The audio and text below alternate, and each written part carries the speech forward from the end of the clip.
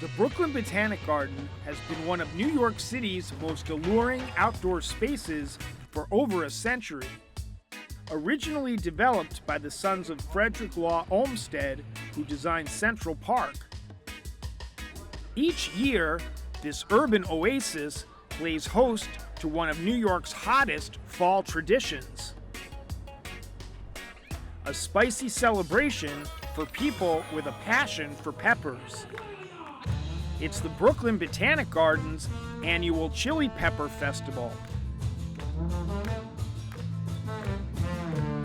The Chile Pepper Festival is a celebration of cultures all over the world that enjoy spicy culture. So from Africa and Mexico and Guatemala and Haiti, we're able to do a celebration that encompasses so many cultures all over the world and bring them all together. Chili peppers are a wonderful thing for New York City, actually, because they do grow quite well here in Brooklyn. As a botanic garden, it's kind of a great way is to have something that we can plant in New York City and it actually works really well in people's little gardens, on their stoops.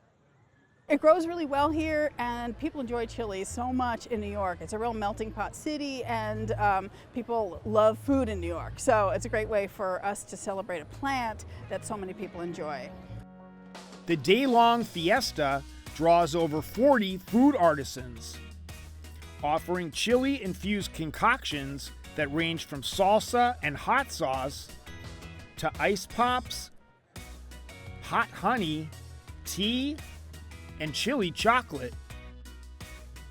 My name is Michael Fernandez. The name of our business is Legal Hot Sauce. We're made in Brazil. The pepper is called the Malagueta pepper.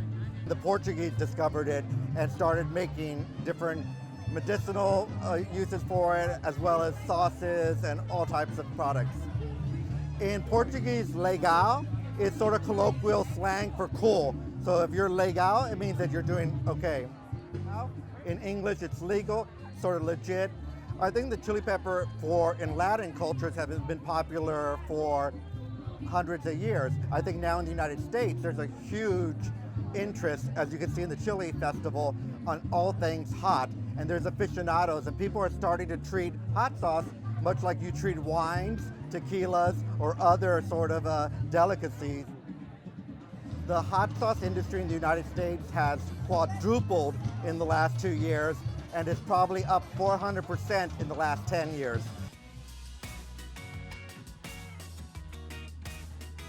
My name is Isela Hernandez, and my business is called Hernan. So I was a merchant in the fashion industry, and after 10 years of doing that, I decided to use my talent as a merchant to do something to promote my Mexican heritage. So we have a line of premium Mexican culinary products that includes Mexican kitchenware and specialty foods, and within specialty foods we have mole sauces and Mexican hot chocolates. So all of our products are made in Mexico. They're authentically crafted in Mexico in a very traditional Mexican fashion. Our chocolate sauce, which is a mole poblano, has 4 kinds of chilies: an ancho, pasilla, mulato, and chipotle. It's about 30% of our recipe of 28 ingredients. So it sounds like it's going to be hot, but it's actually very well balanced. The hot peppers are balanced by raisins, by nuts, all kinds of nuts: almonds, walnuts, peanuts, pine nuts, got sesame seed, pumpkin seed. So you do get some spiciness in the chilies, but it's a very well balanced sauce. So this is a molinillo. It's a traditional Mexican hot chocolate frother. You use the bottom as a pestle to help dissolve the chocolate in the pot. Once it's melted, you go like this, and that movement froths your hot chocolate. Well, Chili Peppers, this is a really fun festival for us because Chili Peppers make everyone smile.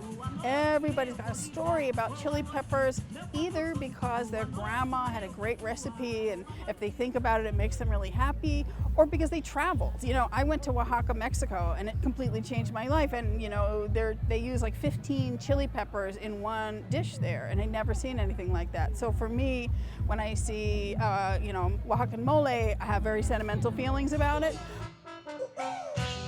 In addition to fiery foods, festival goers also enjoy chili-inspired murals created by New York street artists, and bands performing sizzling shows from as far away as Brazil and Guatemala.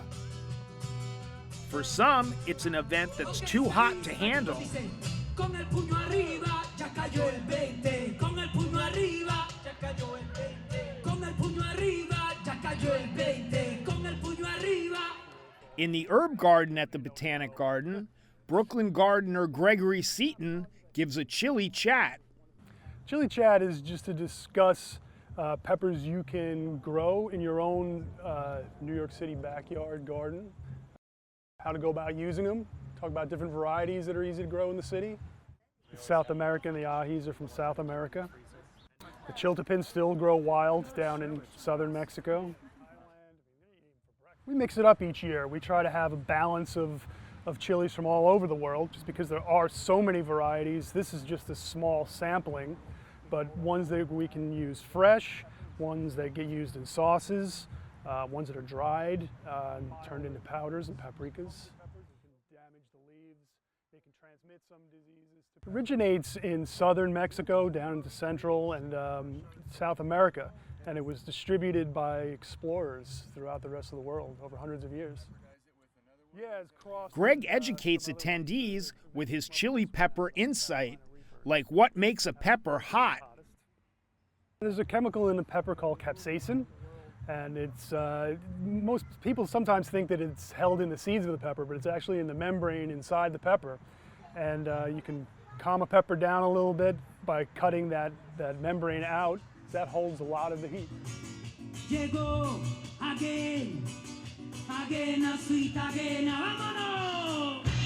We're so excited because the festival is celebrating its 26th year, and I've been here for 17 of them, and it's so exciting to see the festival grow and change. The food culture in New York certainly has changed dramatically. The Chili Festival is a really special thing for Brooklyn because it's a celebration of community and bringing together cultures where we celebrate one moment and one day. And all of us are bringing something, a memory or a culture to the table, but you see, and I was just out there seeing people that didn't even know each other that were dancing with each other. That's the goal that we have actually when we create this festival and we build it, is to think about how can we connect people and make people talk to each other.